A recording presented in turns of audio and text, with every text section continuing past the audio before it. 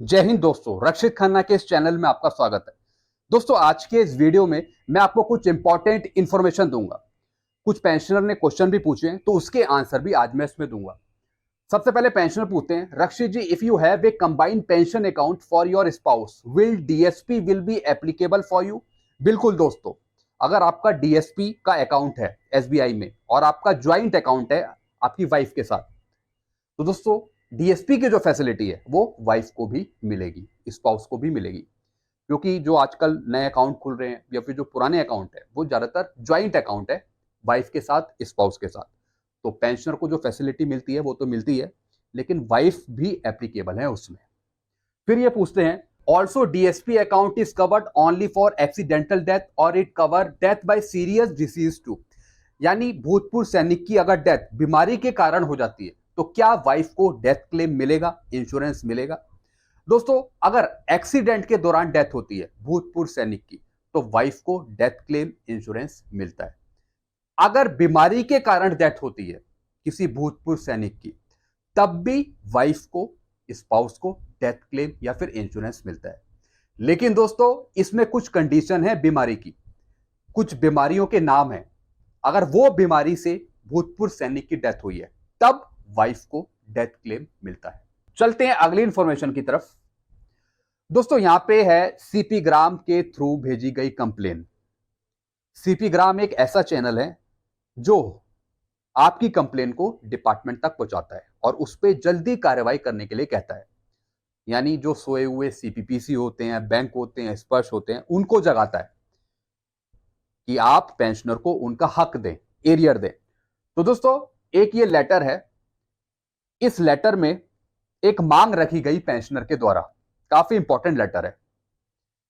एक pensioner retire हुआ 2013 में, ये सिपाही रैंक से, इनकी क्वालिफाइंग सर्विस थी 17 साल।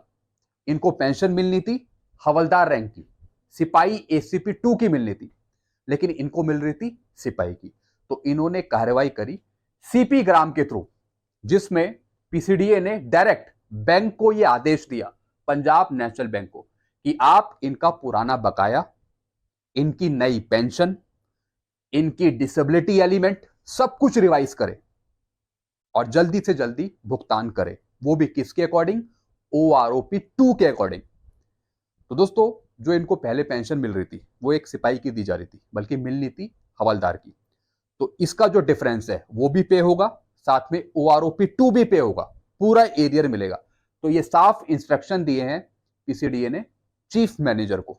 तो ये आप देख रहे हैं, और नीचे रैंक भी लिखी हुई है ताकि जो सीपीपीसी बैंक है वो कंफ्यूज ना हो।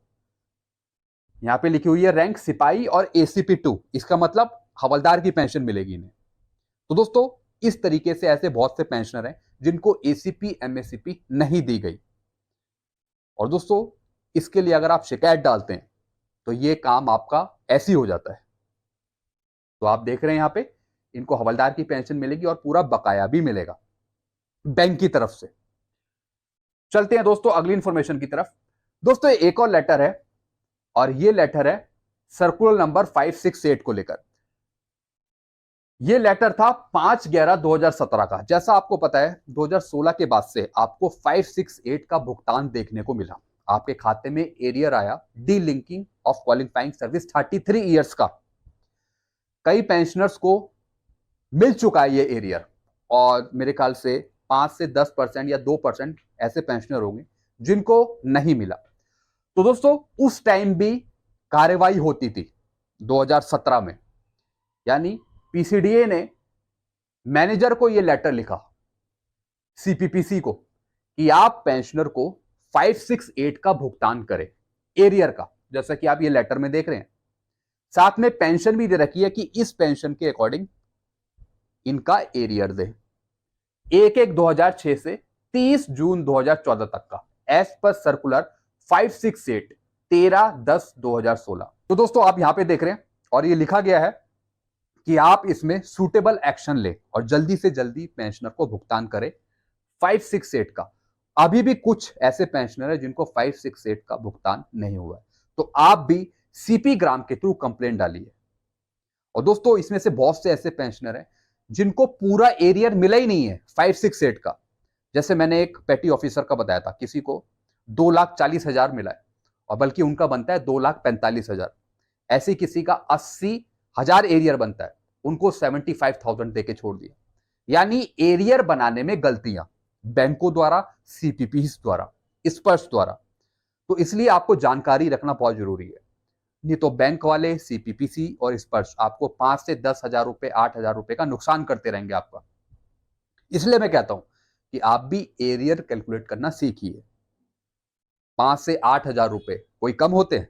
कहां एक पेटी ऑफिसर का 2,45,000 का एरियर बनता है और बैंक वालों ने पे कर दिया सिर्फ 2,40,000 का। तो दोस्तों ये होता है नुकसान अगर जानकारी ना हो चीजों की। तो दोस्तों यहां पे ये भुगतान करने के लिए बोला गया था पहले ओरिएंटल बैंक ऑफ कॉमर्स को, सीपीपीसी को। मे भी इनका भुगतान हो गया होगा पहले। चलते हैं दोस्तों अगली इंफॉर्मेशन की तरफ। अब मैं बात करूंगा अगस्त की पेंशन को लेके और ओआरओपी 2 की दूसरी इंस्टॉलमेंट को लेके। काफी दोस्तों बैंक हैं जिन्होंने अगस्त की पेंशन दे दी है पेंशनर्स को, और जो अभी बचे हुए बैंक वो भी प्रोवाइड कर देंगे 31 अगस्त तक। स्पर्श प्रोवाइड करेगा 31 अगस्त को, इस मंथ के लास्ट डे में। अब बात आती है ओआरओपी 2 की दूसरी किस्त के बारे में। जैसा आपको पता है स्पर्श की तरफ से पेंशनर को ओआरओपी 2 की दूसरी इंस्टॉलमेंट दी गई थी। बैंकों ने भी दूसरी इंस्टॉलमेंट दी पेंशनर को, लेकिन अभी भी कुछ ऐसे बैंक हैं जिन्होंने ओआरओपी 2 की दूसरी इंस्टॉलमेंट नहीं दी है, जिनकी एज 70 से नीचे थी। भारत सरकार के आदेश के अनुसार, सुप्रीम कोर्ट के आदेश के अनुसार जिनकी एज 70 से नीचे है पेंशनर की, उनको ओआरओपी 2 की दूसरी इंस्टॉलमेंट मिलनी है 31 अगस्त तक। तो दोस्तों अभी कुछ दिन है, आप 31 अगस्त तक रुक जाइए जिनको ओआरओपी 2 की दूसरी इंस्टॉलमेंट नहीं मिली है। तो थोड़ा सा यहां पे आप वेट कर लीजिए, हो सकता है कि आपको 31 अगस्त से पहले या फिर 31 अगस्त तक दूसरी इंस्टॉलमेंट मिल जाए ओआरओपी 2 के एरियर की, आपकी एज के अनुसार। अगर नहीं मिलती तो फिर 31 अगस्त के बाद फिर शिकायत डालिएगा।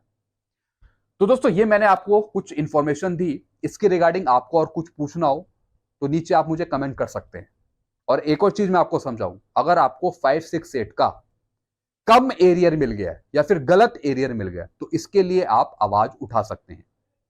आप बैंक से, सीपीपीसी से वो एरियर शीट निकलवाइए, उसमें DA rate, DR rate check करिए कि उन्होंने क्या बना के दिया है, चाहे आप कोई से भी रैंक के हो, क्योंकि ये आपका हक है सही एरियर मिलना, सही पेंशन मिलना। 1 रुपए भी आपको कम मिले क्यों, गलत पेंशन मिले, गलत एरियर मिले क्यों, आपको बिल्कुल सही चीज मिलनी चाहिए। पेंशन हो चाहे वो एरियर हो, 1 रुपए का भी नुकसान नहीं होना चाहिए। तो अगर आपके साथ हो रहा है तो आप फिर कंप्लेंट डालिए, सीपी ग्राम के थ्रू जाइए, बैंक चले जाइए, सीपीपीसी चले जाइए। स्पर्श से ले रहे हैं तो स्पर्श को फिर मेल डालिए, सीपी ग्राम के थ्रू जाइए। तो दोस्तों ये मैंने आपको चीजें समझाई। वीडियो आपको अच्छा लगता है वीडियो को लाइक करें और इस चैनल को आप सब्सक्राइब कर सकते हैं। Thank you so much.